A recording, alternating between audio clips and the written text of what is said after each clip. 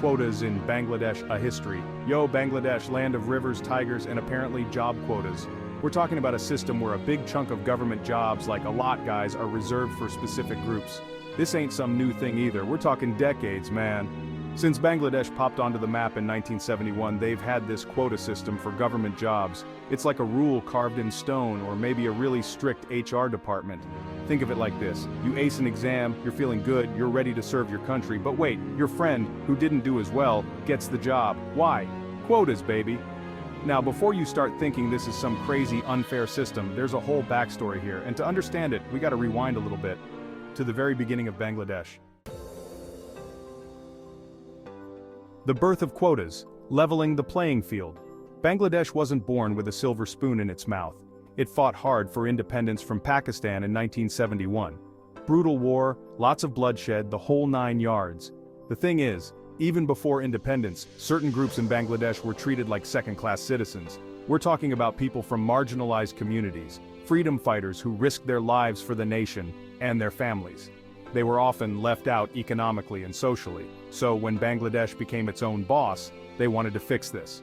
Enter the quota system. The idea? Give these disadvantaged groups a leg up, a chance to catch up, and ensure representation in the government. In theory, it made sense. Level the playing field, right? But like with most things in life, the best intentions can have some, shall we say, unintended consequences. And boy, did those consequences show up to the party in Bangladesh. The People Rise protests erupt in Bangladesh. Fast forward to today, and Bangladesh is bumping. Economy's growing, people are hustling, but something's brewing beneath the surface. Because guess what? Those quotas, they're still here. And that, my friends, is where the trouble began. Remember those young, bright-eyed folks ready to serve their country? Yeah, they're not so thrilled about the quotas anymore. They're like, we studied hard, we aced the exams, and now some of us are being told to take a back seat? And they're not keeping quiet about it. We're talking massive protests, people taking to the streets, making their voices heard. Students, professionals, even regular folks who are just fed up. They're all saying enough is enough. The government, meanwhile, is stuck between a rock and a hard place. They gotta keep the peace, but they also know the quota system is a touchy subject. Section 4. Merit, not quotas, the protesters' demands. So, what do these protesters want? Simple, a level playing field? They're not saying scrap the quotas entirely, they're saying let's make it fair. They argue that after all these years, the playing field should be level. They want a system that rewards merit, hard work, and talent, not just your background or which group you belong to. Think about it. You wouldn't want to be treated by a doctor who got the job just because of a quota, right? You'd want the most qualified person, the one who earned their spot. That's what these protesters are fighting for. It's a classic dilemma balancing historical inequalities with the need for a merit-based system.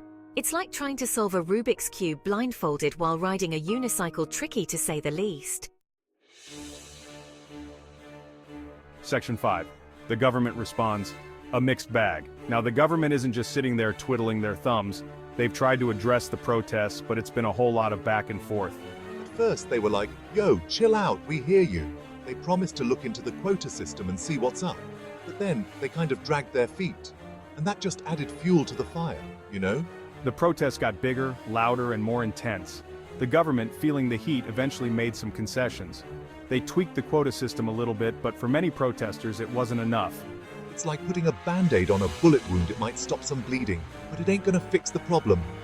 The government is walking a tightrope, trying to appease both sides, but it's a tough crowd to please. Section 6. Bangladesh at a crossroads. What lies ahead? So what's next for Bangladesh? That's the million-dollar question, my friends. The quota issue has exposed a deep divide in society, and it's not going away anytime soon. On one hand, you have those who believe the quota system is still necessary, that those historical injustices haven't been fully addressed. On the other hand, you have those who feel the system has run its course, that it's time for a change. The path forward is about finding a balance, a way to honor the past while embracing a future where merit and opportunity are accessible to all. It's about having those tough conversations, bridging the divide, and building a Bangladesh where everyone has a fair shot. Because at the end of the day, Bangladesh's greatest resource isn't its rivers or its tigers. It's its people. And it's time to unleash the full potential of every single one of them.